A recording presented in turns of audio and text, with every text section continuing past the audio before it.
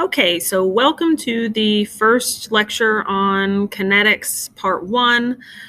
To try and reduce the length of this video, I will be breaking this lecture into 2 parts. So this is kinetics part 1, part 1. And if you want a copy of the notes, I have attached them onto Canvas. That way you can just add your own notes in the margins as we go. So in this first portion of the kinetics chapter, we're going to talk about reaction rates, the order of reactions, and rate laws. So kinetics, what kinetics is, it's the study of reaction rates. And anytime we talk about rates, we talk about how something changes with respect to time. If you've taken physics, then you've probably already done a lot with rates. So like distance can be measured, or I guess velocity is measured as a rate. Miles per hour is a rate. Anytime it's something per how time changes, that's a rate. When we're talking about rates of reactions in chemistry, we're typically talking about how concentration of something changes with respect to time. And so we can look at a rate one of 3 ways. We can look at the rate of disappearance of the reactant, because the stuff on the left side of the arrow gets smaller. It disappears because it's forming products. We can look at the rate of appearance of a product, or we can look at the rate at which the overall reaction proceeds. So again, rates are found by looking at how the concentration changes over a period of time in one of these 3 ways. Let's talk about the first 2. The way you represent a rate. If we have this equation at the top, A plus B yields D plus E, and we wanted to represent the rate of disappearance of a single reactant, then we would say rate of reactant A equals, and we have to put a negative sign when we're talking about reactants because they are disappearing. It is getting smaller. These things are going away to form the things on the product side. So negative change N, that's what the delta means, concentration of A. So how does A change with respect to or divided by how time changes over a time period? If we're looking at the rate of appearance of a product, we do the same thing, but for a product on the product side. And since products are being formed, we represent the rate of these things as positive values. So the rate of product D equals the change in D concentration over how time changes. Easy enough. So anytime you're asked to represent the rate or to calculate the rate of either disappearance or appearance of a reactant or a product against a time interval, this is how you would do that. And as a reminder, delta T or delta concentration, it's always final minus initial. So when you're calculating these things, make sure you do final minus initial to do the change in time or concentration. So how do all these things relate to each other? Specifically, how do we also factor in a coefficient? So here, lowercase a represents a coefficient. So this might be 1a plus 2b yields 3d plus 4e, or whatever coefficients are required to balance these reactions.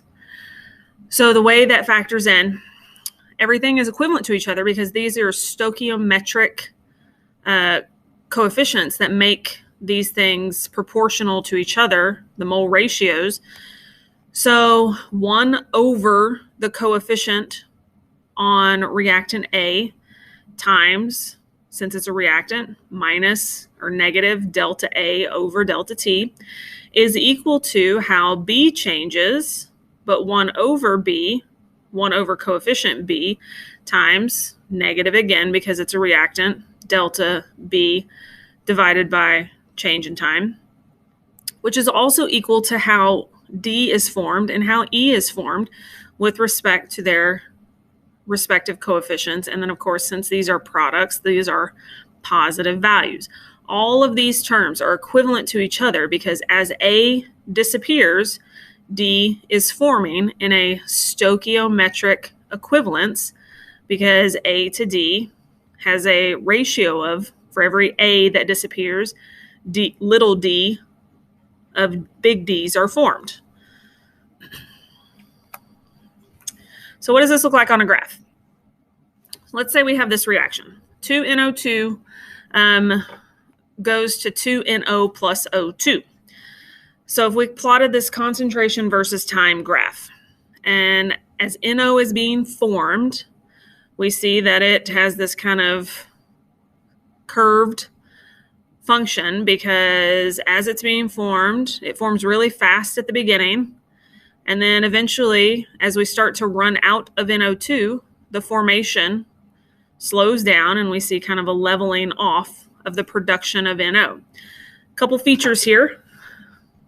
You know that this is a product because it starts at concentration 0 in the beginning and forms along a change over time. So as time changes or as time passes by, we are forming NO. It is increasing in concentration. So I can kind of look at this graph and without having any labels, I could tell you that this red line represents the production of something on the right side of the arrow. Anytime you take the slope of the tangent, that is called the instantaneous rate at that given point. So the concentration, the rise, over the run or the time at that given point in time is the instantaneous rate, meaning it's the rate that is happening at that moment, at that snapshot in time. But notice the slope of the tangent line changes over the course of this reaction. So you can only say rise over run for that given moment on the line. That's not the rate of the overall reaction. So be very careful about that. It's the instantaneous rate, the rate at that instant in time. So if we add a couple other lines on here, we still have our red line of NO being produced. We now have a green line of O2 also being produced. But what you notice is O2 is in a 2-to-1 ratio with the formation of NO. Another way to look at that is for every 1 NO that's being produced, I get half of an O2. This forms half as fast, or NO forms twice as fast as O2. And so that is why the concentration of NO has increased at twice the rate of O2. That's why we see it's higher up on the graph here. And then NO2 is the thing that is decreasing because it starts at a high concentration. That's our reactant that we begin with, but it decreases over time because it is breaking apart to form these products. And we notice that it exists in a 1-to-1 or 2-to-2 ratio with the formation of NO. So the lines look like they're almost mirror images of each other. So we have this kind of mirror image because as NO forms, NO2 decreases at the same rate, but O2 increases or forms at half the rate of both of those two things because of the stoichiometric mole ratio, 2-to-2-to-1. So let's take a look at this relationship. We have 2AB, fictitious compound, producing A2 plus B2. So on the left, we have AB, orange and blue dots, all swimming around in there. And on the right, we have A2 and B2. So A2, we could say, are the orange dots, and B2 are the blue dots. And then we notice we still have some AB because this reaction has not yet gone to what's called completion. Like this is a snapshot in the middle of the time of this reaction happening. So if we just took a screenshot of what's happening, this is somewhere in the middle. We haven't actually hit completion yet. So at time equals 0 seconds, where the concentration of AB is 15 molar, and we could kind of count this out to get an idea of like a visual relationship. I think if we counted these, we'd find that there's 1, 2, 3, 4, 5, 6, 7, 8, 9, 10, 11, 12, 13, 14, 15 molar, meaning moles per liter. There is no A2 and no B2 present where time equals 0 because this reaction has not started yet. But then time starts ticking and 60 seconds elapse and I take a screenshot, take a snapshot of what's going on.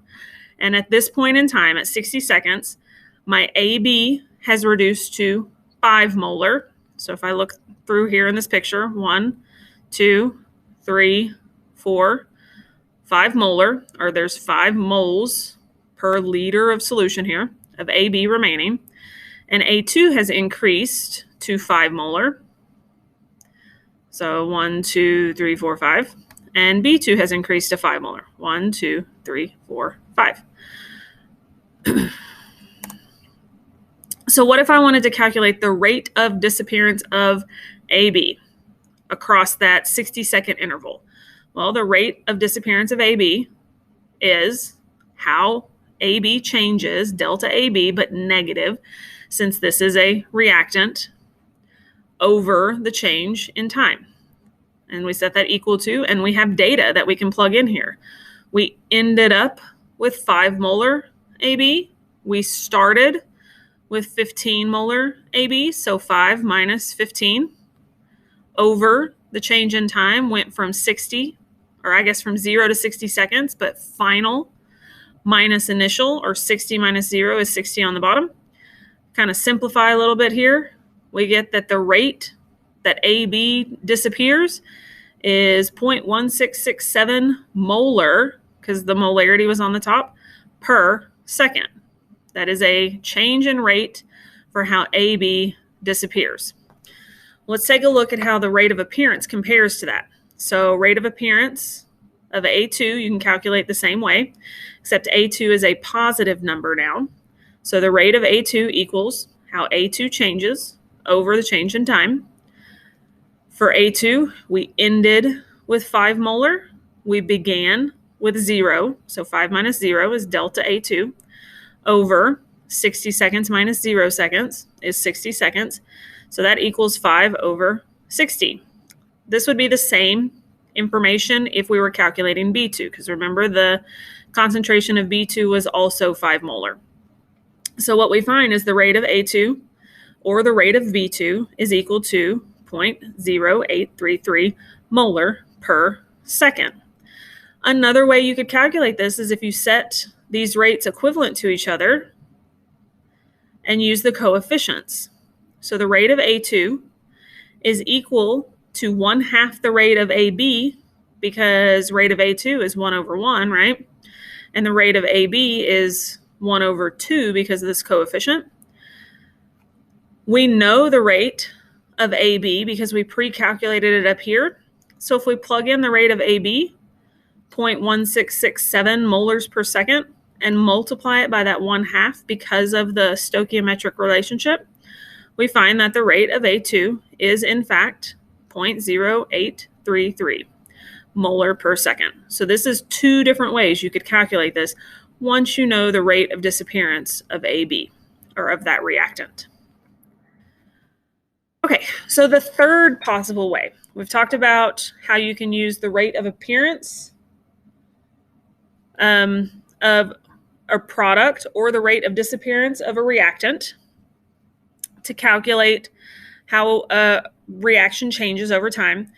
The third way to do this is the rate of the overall reaction. And this is a general form for writing what's called a rate law. So if you have this reaction, A plus B yields C plus D. Rate is the rate of disappearance of reactants equals K is a constant, and this is specific to a certain reaction at a specific temperature. So this K value changes under different conditions. And then we multiply that by the concentration of the first reactant raised to a coefficient times the concentration of the second reactant raised to another coefficient. And rate laws are always written with respect to reactants only. So we only write reactants in rate laws. We don't use products because remember there is a relationship here, so we don't have to use products. We can use reactants only. These coefficients, this M and N, are what are called reaction orders. And we'll talk about reaction orders here in just a minute. But these numbers change depending upon certain data-based conditions. So this is where I'm going to stop to kind of keep the video shorter. But make sure you carry on with part 2.